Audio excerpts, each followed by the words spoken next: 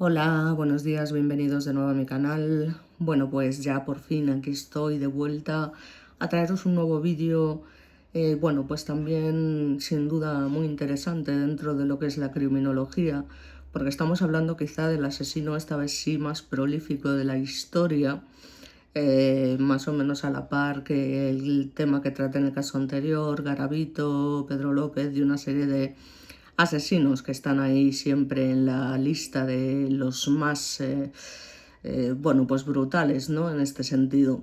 No ya solo por la forma de matar, porque no todos utilizan la violencia propiamente dicha, sino por el número de víctimas, ¿no? Que es de lo que estamos hablando aquí. Entonces, bueno, en este caso vamos a hablar de el doctor Harold Sidman, también denominado, como podréis imaginar, el Doctor Muerte. Ese que ya, bueno, pues es, como sabéis, un personaje famoso de cómics, ¿no? Pero bueno, en este caso estamos hablando desgraciadamente de una persona real. Y para poder entender un poco de dónde surge un poco el perfil psicopático de este individuo, hay que, digamos, retroceder en el tiempo, ¿no? A lo que fue básicamente su infancia, que como digo siempre, esas infancias tan terroríficas que este tipo de gente, bueno, suele tener, no como tal porque su infancia haya sido terrorífica, sino por cómo la vivió él, ¿no? De alguna manera. Es un poco lo que quería expresar. Bien, pues básicamente, a ver, porque se me ha movido esto un poquito. Bueno, básicamente vamos a empezar con que los dolores aumentaron hasta tal punto que en los últimos meses apenas podía respirar. El cáncer de pulmón se había extendido completamente y era cuestión de días que la señora Britán falleciese. Para paliar aquel tormento, un doctor acudía diariamente a administrarle pequeñas dosis de morfina. Parecía que solo dicha medicación podía aliviarla. En la puerta del dormitorio, Harold observaba aquella escena con terror. Así que tras la muerte de su madre, el muchacho acabó obsesionado con el óbito, las drogas y el crimen. Algo en él cambió después de ver tanto sufrimiento y agonía. De hecho, años más tarde, Harold Sidman se licenció como médico y durante 25 años jugó literalmente a ser Dios, matando a más de 200 pacientes. El Doctor Muerte se veía a sí mismo como una especie de ser superior, capaz de decidir quién vivía y quién no. Aquel era, digamos, su tétrico juego. Concretamente, Harold nació el 14 de enero de 1946 en el condado de Bestwood, en Nottingham, Inglaterra. Su nombre completo, Harold Frederick Sidman, bueno, pues se crió en una familia metodista, devota y humilde, junto a otros 3 hermanos. Su padre, conductor de camiones, digamos que pasaba el día en la carretera, mientras su madre cuidaba de los pequeños, cosa habitual en aquella época. Así que su vínculo, obviamente, con la matriarca siempre fue mucho más especial. Cuando la mujer enfermó de cáncer de pulmón, fue el adolescente quien la atendió. A sus 17 años no estaba dispuesto a perder a una de las personas más importantes de su vida, como si eso dependiese, perdón, esto es increíble, como si eso realmente, bueno, pues dependiese al final de una persona, ¿no? Ojalá estuviese en nuestras manos, pero lamentablemente no es así. De hecho, sin embargo, el tumor pues tenía otros planes y al final la madre murió tras una dolorosa agonía. Tenía tan solo 43 años. En cuanto a Harold, le quedó, como os podréis imaginar, un recuerdo grabado a fuego en su memoria, el médico administrándole morfina. Aquello fue lo que es el inicio, básicamente, de su trayectoria criminal y del modus operandi en sus asesinatos. Así que volviendo al principio, como os comento, nace un 14 de enero de 1946 y fallece el 13 de enero de 2004. Y ya os digo, conocido popularmente como Dr. Death. Y considerado uno de los asesinos en serie más prolíficos de la historia moderna y el médico homicida más letal documentado. Su caso, de hecho, transformó profundamente los sistemas de supervisión médica del Reino Unido, provocó reformas legales y éticas de gran alcance y llegó, de hecho, a modificar lo que es la percepción social de la confianza depositada en los profesionales sanitarios, ¿no? Imaginaos que suceda una cosa así y que además llegase a haber tal número de víctimas y que nadie se diese cuenta, ¿no? No deja de llamar la atención. Entonces, como os comento, fue muy importante esa fuerte influencia materna y, bueno, pues esa relación estrecha, como hemos dicho, con su madre, Vera Shipman, pues fue sin ninguna duda la base de todo, de alguna manera, cuando él se da cuenta de que hay determinados fármacos que sirven para aliviar el dolor, ¿no? Como el tema de la morfina, por ejemplo. Es una experiencia que algunos investigadores han considerado, digamos, relevante, sin ninguna duda, en el desarrollo posterior de sus fantasías, ¿no? Lo que es el control sobre la vida y la muerte que él quiere tener, esa omnipresencia, esa creencia en ese Dios que puede cambiar la historia, y la cambió, de hecho, la de muchos pacientes. Sin embargo, es importante destacar también pues, que no existe evidencia científica concluyente que realmente permita lo que es establecer una relación causal directa entre esa experiencia, ¿no?, con su madre y sus futuros crímenes, aunque yo tengo bastante claro que sin ninguna duda sí que fue así. Él estudió medicina concretamente en la Leeds School of Medicine, graduándose en el año 1970, y ahí es donde va a iniciar su carrera profesional como médico generalista en Pontefract, Yorkshire, y ya durante esos primeros años, digamos, de ejercicio es cuando aparecen señales preocupantes. De hecho, en 1975 fue descubierto falsificando recetas de petidina. La petidina, digamos que es un opioide potente, ¿no?, al que se había vuelto dependiente, y en esta ocasión fue condenado por fraude y abuso de medicamentos, por lo que recibió una multa y fue derivado a tratamiento para la desintoxicación. Sorprendentemente, esta condena, que no deja de llamar la atención, es increíble, no impidió, digamos, que continuara ejerciendo la medicina posteriormente. Algo muy alucinante. Así que tras superar aparentemente su adicción, Shipman regresó, como os he comentado, al ejercicio profesional. Ya en 1977 comenzó a trabajar en Hyde, una localidad del Gran Manchester, y con el tiempo, de hecho, desarrolló una reputación extraordinariamente positiva entre sus pacientes. Era percibido como un médico tradicional, dedicado, disponible, os podéis imaginar, y profundamente comprometido con el bienestar de quienes atendía. Además tenía esa cara como afable, como de Papá Noel, como de buena persona, que nadie se podía imaginar, ¿no?, que detrás de este individuo pues, había un psicópata de esa magnitud. De hecho, muchos familiares de víctimas describieron posteriormente el enorme contraste entre esa imagen pública de un profesional atento y compasivo y la realidad del asesino sistemático que operaba efectivamente tras esa fachada, ¿no? Es verdad que hay gente que tiene esa cara de buena persona y que luego resulta que es el diablo más infernal que existe. Digamos que a principios de la década de los 90 abrió el tío una consulta privada, ¿no?, denominada Donnybrook Medical Center, consolidando una autonomía profesional significativa. Esta independencia redujo aún más lo que son los mecanismos de supervisión externa sobre su práctica clínica.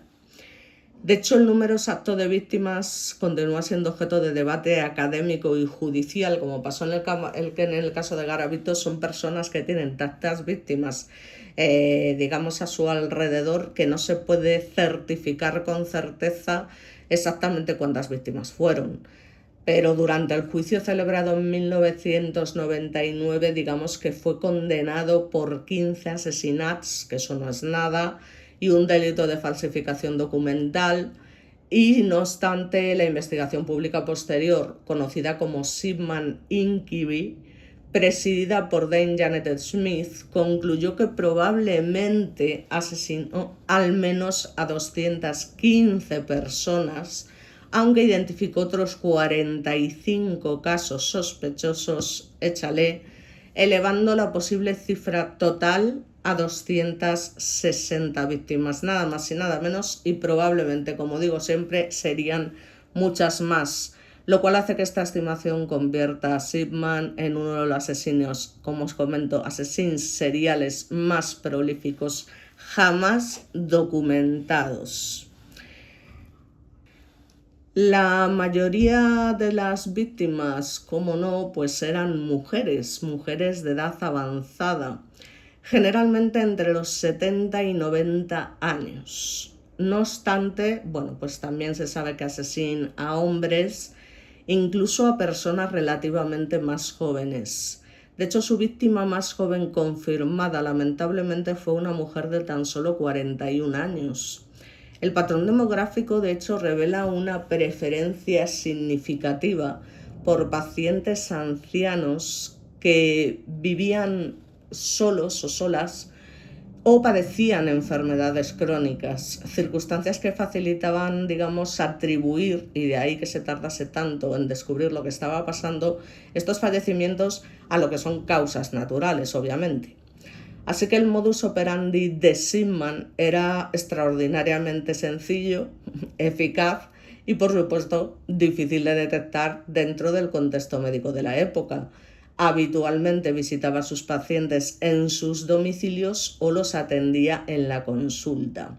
Aquí administraba dosis letales de diamorfina, que es heroína farmacéutica, que se utilizaba legalmente en el Reino Unido para el control del dolor intenso mediante inyección intravenosa. Digamos que la cantidad suministrada provocaba una depresión respiratoria severa y, por tanto, una rápida parada cardiorrespiratoria. Tras la muerte, Shipman solía certificar, obviamente y de forma personal, el fallecimiento, atribuyéndolo siempre a causas naturales compatibles con la edad, lo cual hacía que se evitara hacer muchísimas autopsias, o las enfermedades preexistentes del paciente, aprovechando precisamente ese acceso privilegiado, ¿no?, a los historiales médicos. Modificaba retrospectivamente esas historias clínicas electrónicas para introducir síntomas o deterioros inexistentes que justificaran médicamente ese desenlace fatal, ¿no? En numerosos casos desaconsejaba la realización de autopsias, como os comento, argumentando que el fallecimiento era esperable dadas las circunstancias clínicas. Y bueno, esto, cuando lo decía un médico, pues por aquel entonces era muchas veces causa suficiente para que efectivamente pues se dejase pasar. Daos cuenta de que estamos hablando en su gran mayoría de pacientes pues mayores, ¿no?, que son especialmente mayores. Entonces, como digo yo siempre, desde una perspectiva criminológica, bueno, pues el caso resulta particularmente perturbador, porque es que el asesino utilizó precisamente los instrumentos de confianza inherentes a la profesión médica, ese acceso que él tenía a sustancias controladas, esa autoridad diagnóstica, esa capacidad para certificar defunciones y una elevada credibilidad social, es decir, que no empleó una violencia física visible, no era necesario, ni tampoco ocultó cuerpos, es decir, se limitó a transformar la práctica médica cotidiana en el vehículo para cometer homicidios seriales. ¿Qué pasa? Bueno, pues que básicamente los primeros indicios de alguna forma significativos surgen en la década de los años 90, que es cuando varios profesionales comienzan lógicamente a notar patrones inusuales, ¿no? De hecho, un empresario de pompas fúnebres observó que Simon parecía tener un número, imaginaos, extraordinariamente elevado de pacientes fallecidos. Paralelamente, la doctora Linda Reynolds, médica de otra consulta de Hyde, manifestó también preocupaciones acerca de la frecuencia inusualmente alta de muertes asociadas a estos mismos pacientes de Simon y sobre determinadas circunstancias repetitivas observadas en los fallecimientos. Pero no es hasta 1998, fijaos, que pasaron 8 años, cuando estas sospechas fueron comunicadas a la policía del Gran Manchester.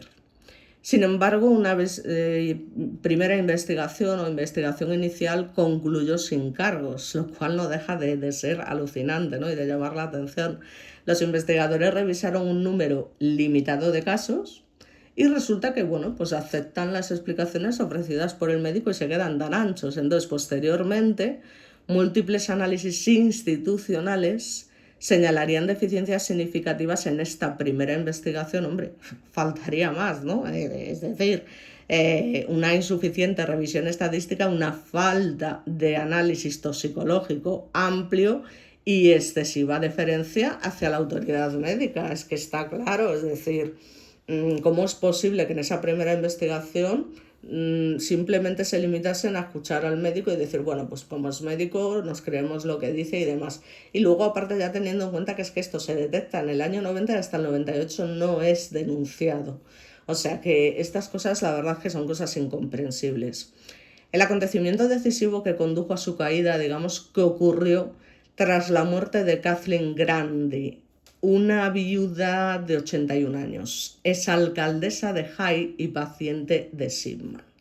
Digamos que tras su fallecimiento en junio del 98 resulta que apareció un supuesto testamento que dejaba aproximadamente, fijaos hasta dónde llegaba el tema, 386.000 libras esterlinas a Simon, excluyendo prácticamente a la familia de la víctima, ¿no? Fijaos si esto no resulta curioso. Aquí es cuando, como os podréis imaginar, la hija de Grandi, la abogada Angela Woodruff, consideró que el documento era claramente fraudulento y, por tanto, alerta a las autoridades. Aquí es cuando se realiza la exhumación del cadáver, que permitió realizar estudios toxicológicos por fin, que revelaron efectivamente niveles elevados de diamorfina que eran totalmente incompatibles con un uso terapéutico legítimo. Además, es que los análisis periciales concluyeron que el testamento había sido falsificado utilizando la máquina de escribir de Simon, con lo cual aquí ya vemos que también hay una especie de motivación económica, ¿no? Porque estamos viendo que efectivamente también está falsificando una serie de documentos para beneficiarse económicamente. Entonces, siempre, aparte del trauma que pudiese tener por todo lo que le pasó en la infancia con su madre, vemos que también está el tema del dinero de por medio, cosa que no nos puede resultar extraña, porque ya sabemos que es una de las causas más habituales por las que se producen este tipo de delitos. Entonces, bueno, pues digamos que, claro, a partir de este hallazgo es cuando se inicia esa investigación exhaustiva sobre otras muertes que habían sido certificadas por el médico que menos. Se comienzan a revisar historias clínicas, certificados de defunción, registros farmacológicos, y los investigadores detectaron patrones estadísticamente extraordinarios, es decir, elevadas tasas de fallecimientos domiciliarios, predominio de víctimas ancianas y modificaciones sospechosas en aquellos registros médicos realizados, digamos, poco antes o inmediatamente después de las muertes, ¿no? De manera que el juicio comenzó el 5 de octubre de 1999 en el Preston Crown Court y la acusación presentó evidencia relacionada con tan solo 15 víctimas asesinadas entre el 95 y el 98, además de la falsificación del testamento de Kathleen Glandy, y la estrategia procesal se centró en un número limitado de casos sólidamente sustentados mediante esas pruebas toxicológicas, documentales y periciales, en lugar de intentar abarcar todas las sospechas existentes. Aquí, claro, daos cuenta que, digamos, que desde que comienza la denuncia, las investigaciones se hacen, digamos, en los últimos 3 años, entre el 95 y el 98, pero es que este señor llevaba ejerciendo la medicina, en fin, desde el año prácticamente 80 y poco. Entonces, claro, es normal que mirándose solamente los últimos 3 años se detectaran tan solo 15 víctimas e incluso son seguramente muchas menos de las que realmente hubo. Entonces, bueno, Shipman, por supuesto, mantuvo su inocencia durante todo el procedimiento judicial. De hecho, nunca admitió responsabilidad alguna, ni proporcionó, porque ya sabéis que se creía un dios, explicaciones sobre sus motivaciones. Tampoco colaboró posteriormente con las investigaciones oficiales destinadas a determinar el número exacto de víctimas. Ya os digo, era una prepotencia al máximo nivel. Y el 31 de enero del año 2000, que parece que no, pero es que está aquí al lado, estamos hablando de hace 26 años, fue declarado culpable de 15 cargos de asesinato y un cargo de falsificación. Ya me dirás con lo que tenía detrás este individuo. Y recibió 15 condenas a cadena perpetua simultáneas. Como podéis ver, lamentablemente, pues al final da igual en el sentido judicial, por supuesto no en el sentido personal, faltaría más, ¿no? El número de víctimas que tengas, que al final la condena máxima es cadena perpetua, y ya me dirás tú el sentido que tiene 15 condenas a cadena perpetua, ¿no? O sea, que en este caso, incluso aunque se hubiese demostrado que se había cargado a más de 260 personas, habría dado exactamente igual porque su condena habría sido la misma, ¿no? Cadena perpetua. Triste, pero cierto. Así que bueno, pues el juez impuso posteriormente una Whole Life Order, equivalente a una prisión perpetua, por supuesto sin posibilidad de libertad condicional, reservada en el sistema británico para aquellos delitos de extrema gravedad. Y sin duda, este era uno de ellos, ¿no? Solo faltaría. Respecto al tema de la motivación, a mí siempre me interesa muchísimo este tema. Ya os digo, el caso, digamos que continúa generando debate entre criminólogos, psiquiatras forenses y expertos en conducta homicida, ¿no? A diferencia de otros asesinos seriales que buscan esa gratificación beneficios económicos directos, aunque yo aquí sí que, o sea, está claro que los hay, o notoriedad pública, digamos que Shipman no dejó confesiones ni escritos explicativos. Para él era, ya os digo, un ser tan superior a todo que ni siquiera se dignó digamos, a dar una explicación medianamente, no sé, nunca hay una explicación lógica para hacer algo así, pero sí que, no sé, comentar lo del tema de su infancia o yo qué sé. Son cosas que no dejan de llamar la atención. Entonces las hipótesis propuestas al final, pues ¿qué van a incluir? Pues la búsqueda de esa sensación que tenía el tío de omnipotencia absoluta, la necesidad patológica de control absoluto sobre la vida y la muerte de sus pacientes, unos rasgos narcisistas como la copa de un pino y extremos extremísimos y una posible gratificación psicológica derivada básicamente del ejercicio del poder médico. Entonces, aparte de que hubiese podido haber un pequeño beneficio económico, pero como os digo, de manera indirecta, al final este señor, ya os digo, literalmente se creía Dios, punto y pelota. Entonces, claro, pues ninguna teoría ha alcanzado un consenso definitivo precisamente por la falta de colaboración por parte del propio acusado, ¿no?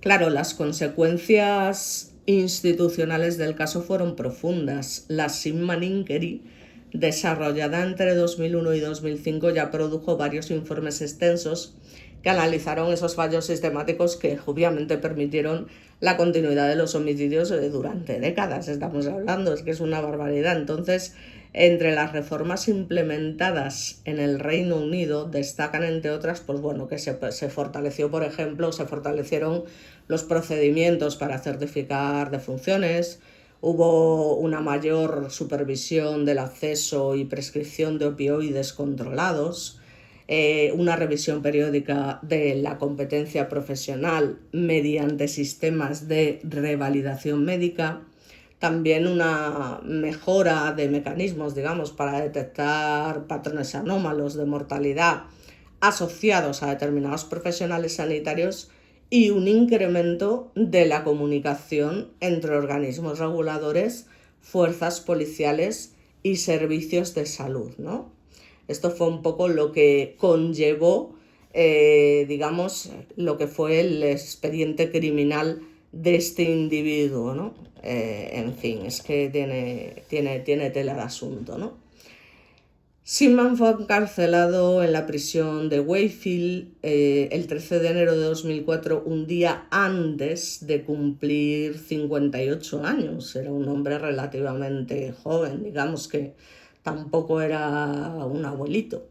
Fue encontrado muerto en su celda tras, digamos, quitarse la vida por ahorcar.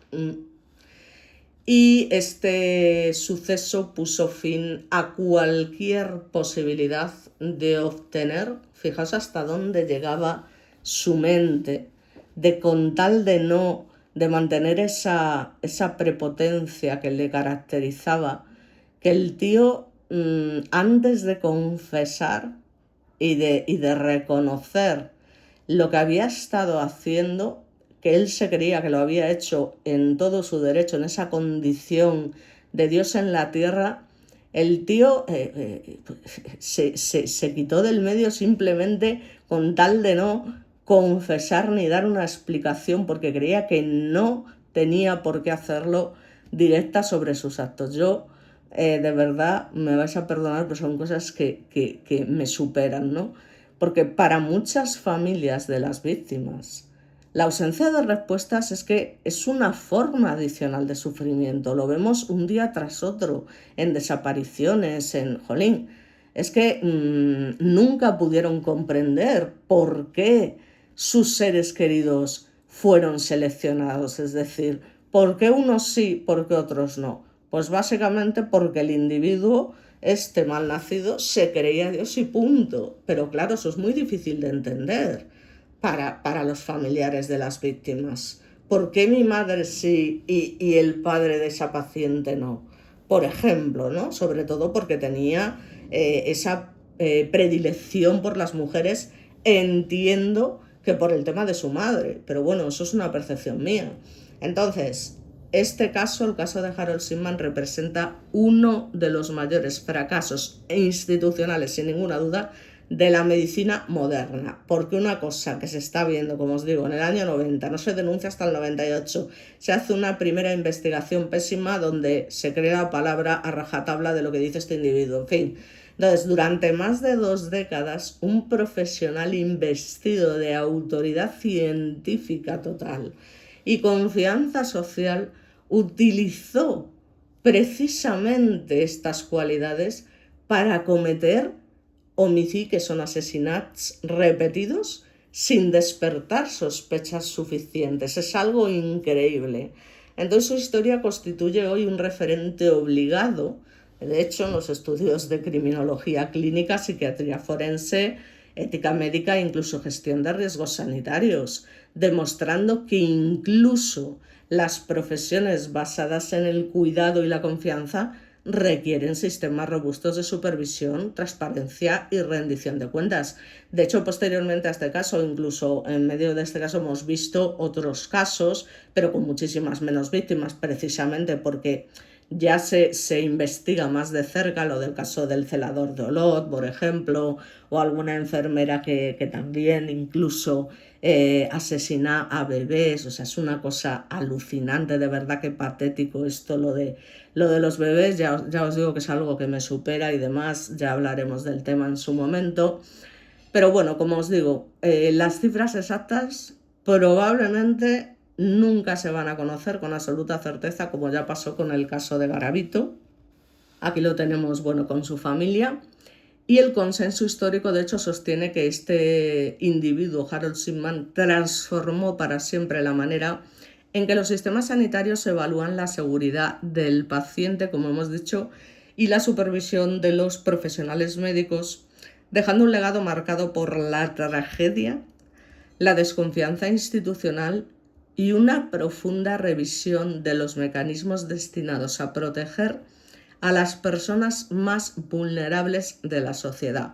Y ya os digo que aún así estos casos se han repetido, aunque a muchísima menor escala, en otros psicópatas de manual que se han dedicado a hacer algo similar.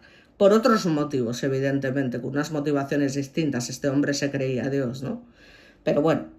Entonces, ¿qué podemos decir sobre el perfil psicológico de Harold Shipman en lo que a mí me interesa, sobre todo el análisis criminológico y psicopatológico? Bueno, pues es importante establecer una premisa fundamental. Está claro que Harold Shipman nunca fue sometido a una evaluación psiquiátrica forense completa que permitiera de alguna manera formular un diagnóstico clínico definitivo, y de hecho tampoco colaboró, con lo cual nunca confesó sus crímenes, rechazó colaborar con investigadores y encima el tío se quita la vida en prisión antes de que se le pudiera realizar. Es que hay que tener, en fin, mala fe, un estudio psicológico exhaustivo. Entonces, esto, digamos que cualquier perfil psicológico constituye una reconstrucción retrospectiva que solo podemos basar en una evidencia conductual, en testimonios, en documentos judiciales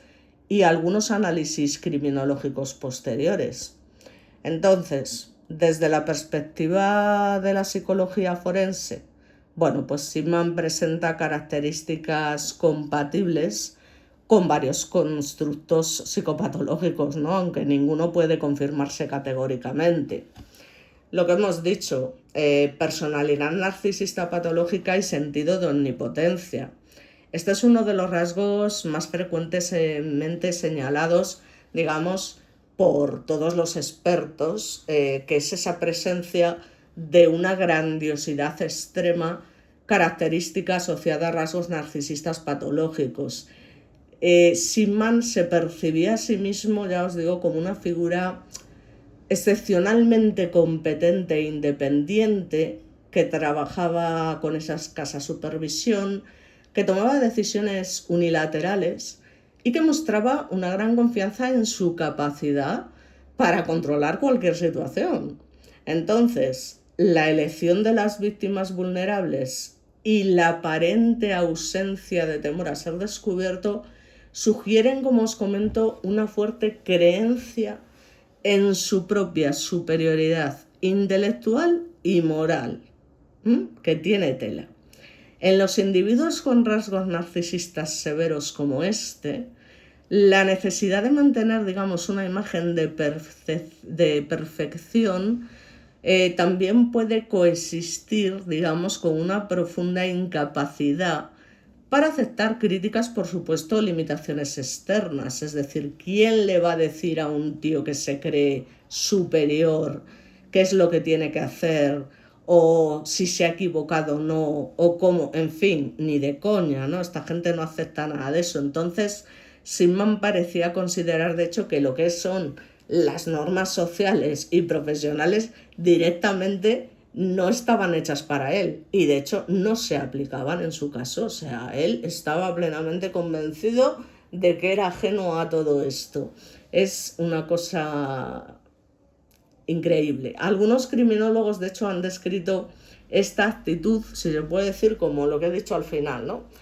Como un complejo de deidad médica, es decir, esa percepción inconsciente o consciente de poseer esa autoridad absoluta sobre la vida y la muerte de los pacientes. Por otra parte, tenemos la necesidad extrema de control. Está claro que el elemento psicológico que aparece con mayor consistencia en los análisis del caso es esa necesidad patológica de control, ¿no?, sobre sus víctimas. Sigmund no mataba de manera impulsiva. Sus asesinatos eran planificados, eran repetitivos, eran metódicos, clínicamente organizados, ejecutados también dentro de un contexto donde sin duda él tenía una autoridad absoluta. Entonces, obviamente esto hacía que controlase el momento de la muerte, el método empleado, la interpretación médica de fallecimiento, la documentación clínica posterior y la certificación oficial de defunción. Es que es muy importante tener esto en cuenta, porque desde una perspectiva criminológica el homicidio-asesinato pudo haber funcionado como una experiencia reiterada de ejercicio de poder absoluto. Aquí está claro que tenemos otra de sus motivaciones principales, el poder, que también es algo que vemos en muchos crímenes. Poder, motivos motivos económicos, básicamente. Algunos expertos, pues sugirieron que el verdadero reforzador, digamos, psicológico, pues no era la muerte como tal, ¿no?, sino la experiencia subjetiva, efectivamente, de decidir quién vivía y quién moría. Luego tenemos esa, por supuesto, ausencia de empatía y rasgos psicopáticos, lo cual no se puede dejar en ningún momento de lado. Era un psicópata como la copa de un pino, ¿no? Es decir, este individuo mostró numerosos elementos compatibles con la psicopatía de alto funcionamiento, ¿no? Aunque nunca fue evaluado mediante instrumentos específicos, porque no hubo esa opción, como la Psychopathy Checklist Revisit, PCLR de Robert Hart, pues entre los rasgos observables destacan sin ninguna duda la frialdad emocional, donde en ningún momento vemos que existan evidencias de culpa genuina.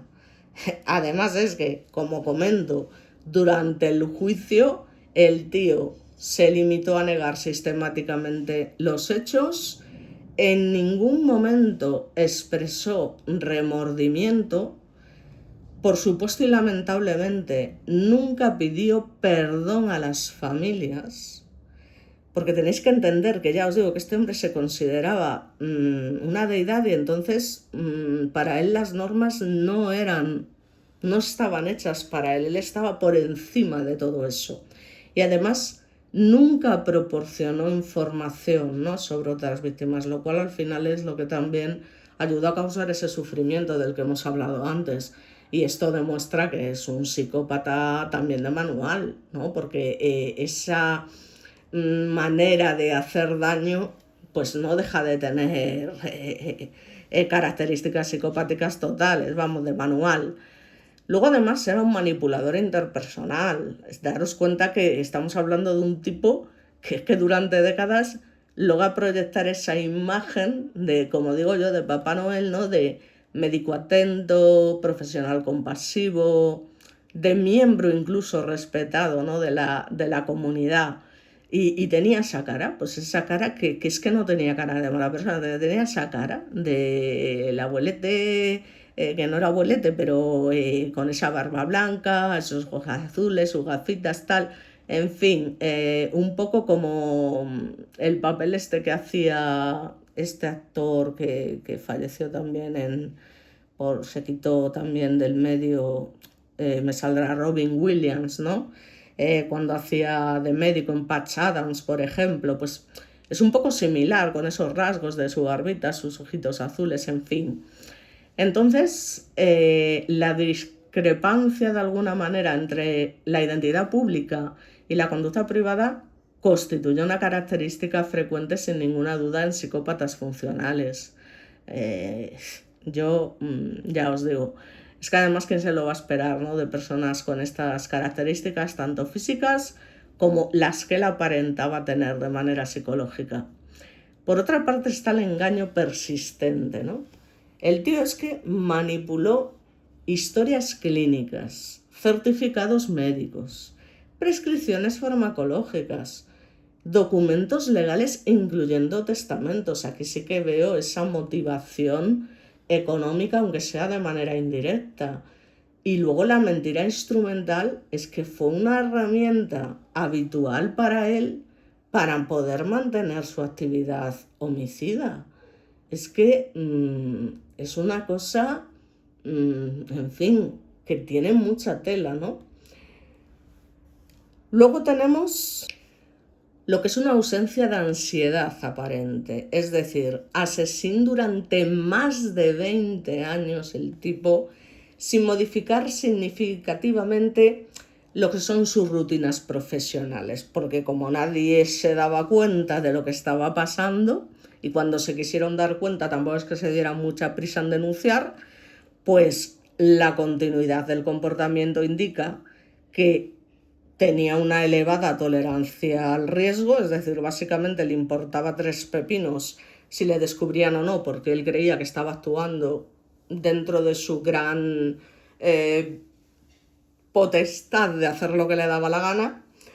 Esa escasa respuesta emocional, ¿no?, ante las consecuencias potenciales que esto podía suponer para él, que era evidentemente acabar donde acabó.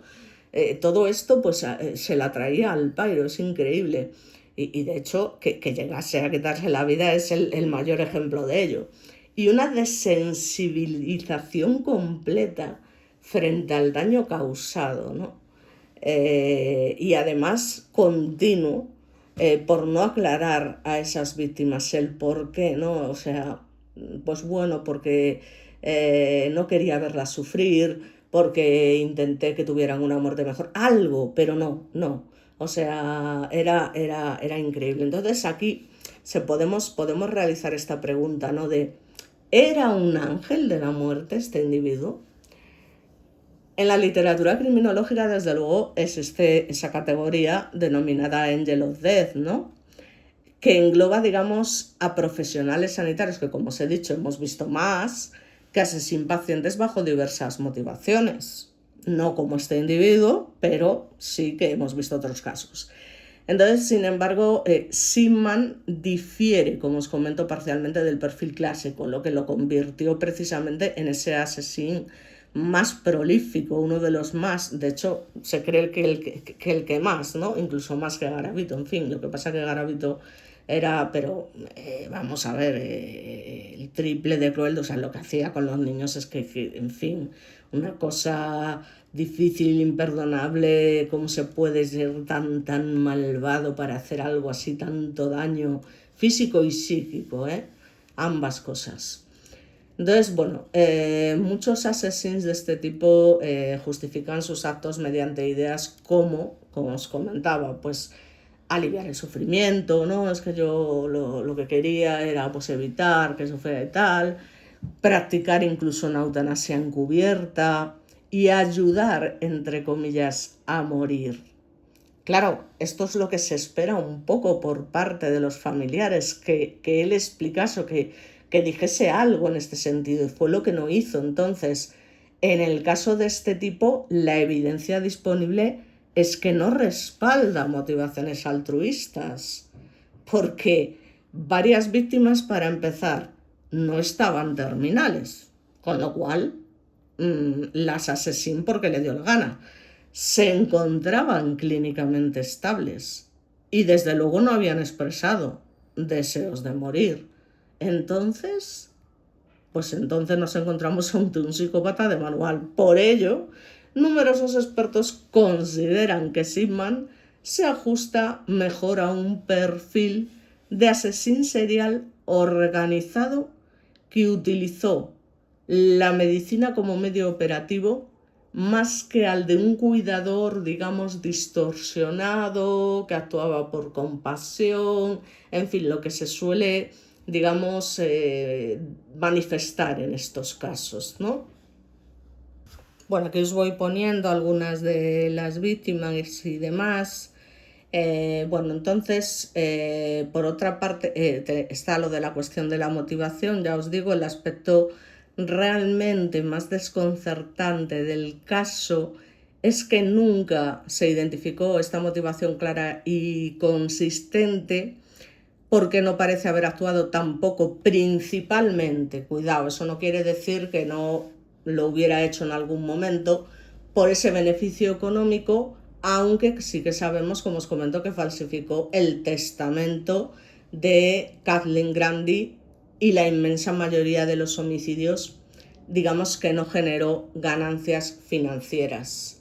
Respecto a lo que es el tema de la gratificación sex, pues evidentemente de ninguna manera se encontraron componentes sex ni parafílicos evidentes en el caso de Sigman. Respecto a la venganza, pues no, no tenía, por supuesto, ningún tipo de conflicto personal con la mayoría de sus víctimas, ya os digo, o sea que fuese una cosa, ya os digo, como pues si tuve que padecer lo que le pasó a mi madre y no pude evitarlo, pues ahora en venganza hago esto.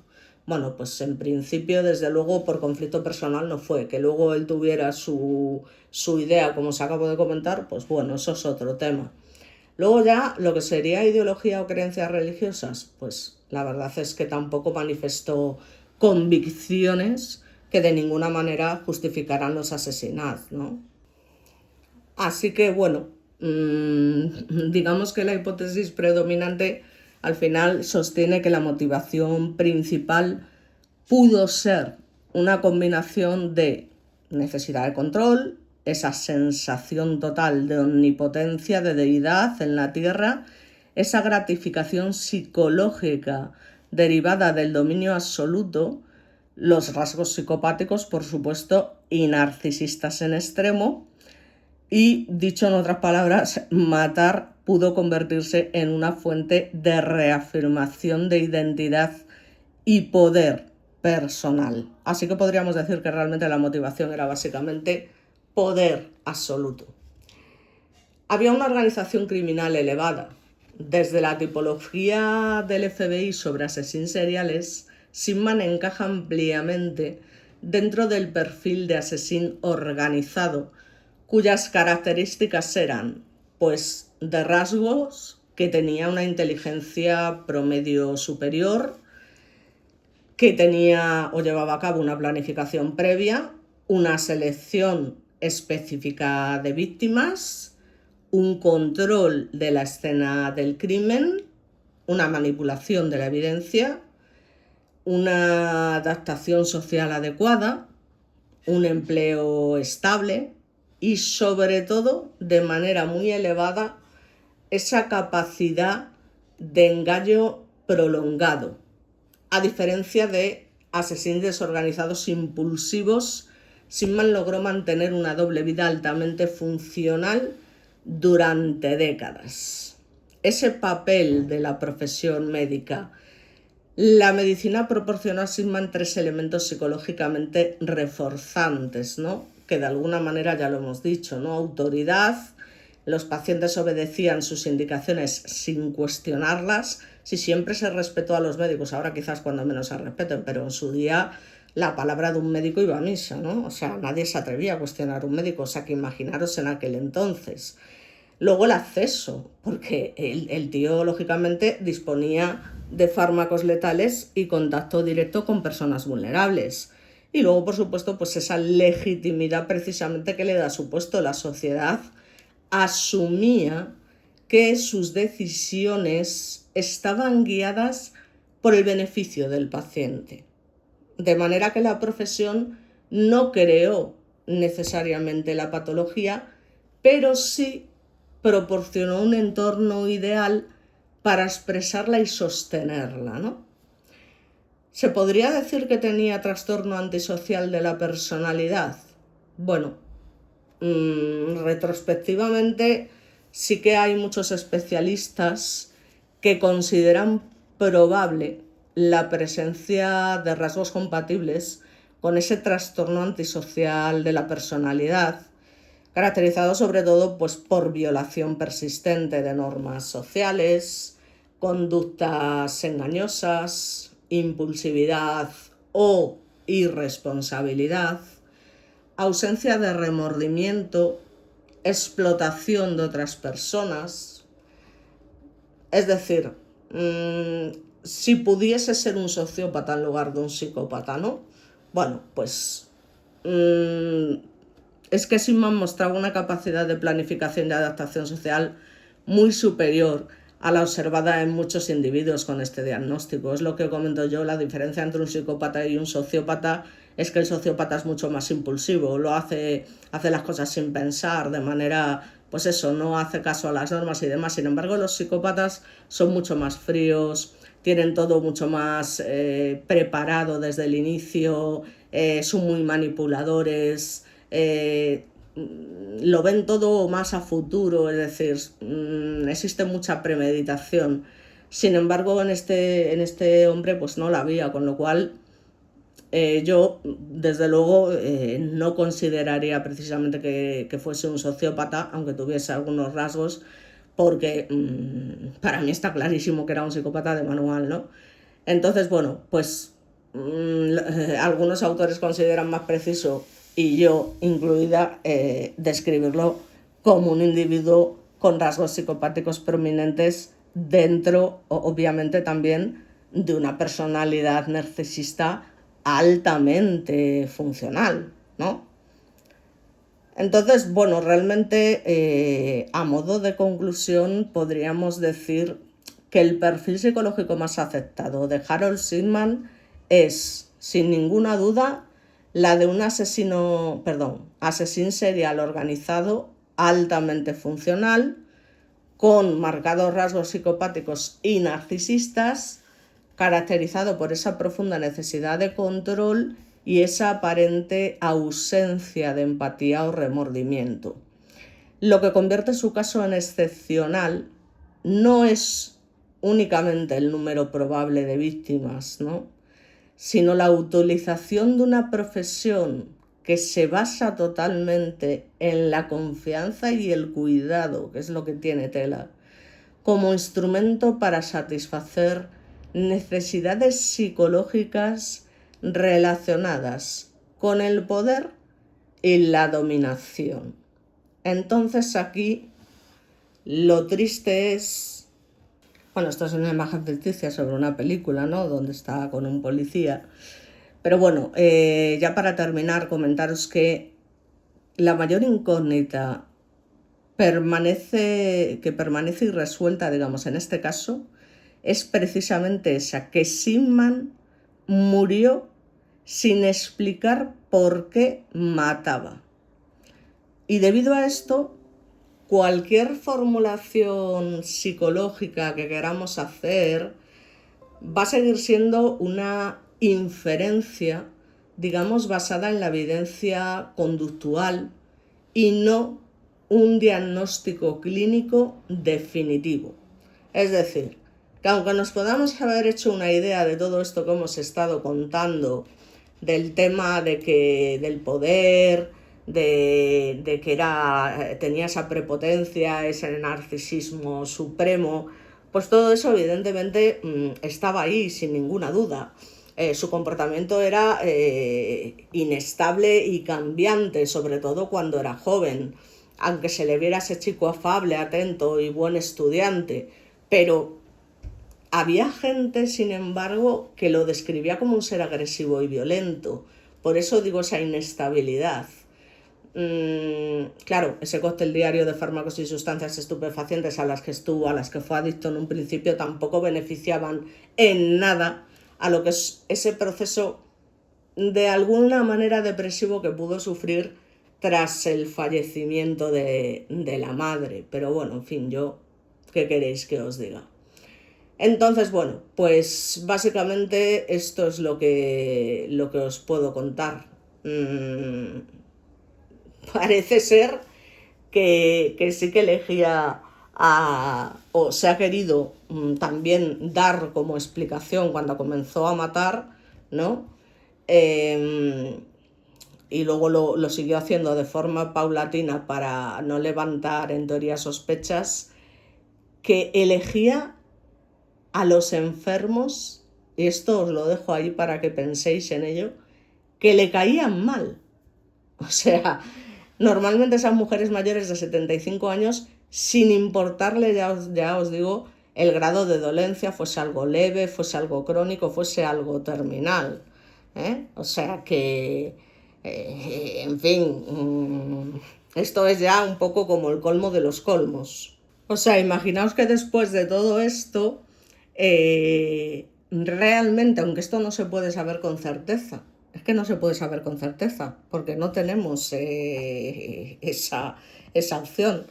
Pero es lo que os digo, que al final resulta que básicamente sus motivos eran, no, mira, esta me cae mal, la otra tal, y entonces pues prefiero cargarme a esta que a este. O sea, una cosa, vamos, totalmente inaceptable, ¿no? De alguna manera. Así que bueno, poco más puedo decir. Este es el caso de, ya os digo, el que se considera desde luego el asesino más prolífico de la historia, que durante 5 años atendió a más de 3.000 pacientes y más de un 10% al menos murió en extrañas circunstancias. Es más, en una misma manzana llegó a asesinar a 7 víctimas distintas. Así que, como os comento, lo único que declaró un tal Chris Berth, directivo del Manchester City, cuya madre de 60 años murió por una sobredosis de morfina que le inyectó sin manifestó: mi madre tenía fe total en él y eso es lo más doloroso para mí. Puedo verla sonreírle mientras él le ponía aquella inyección.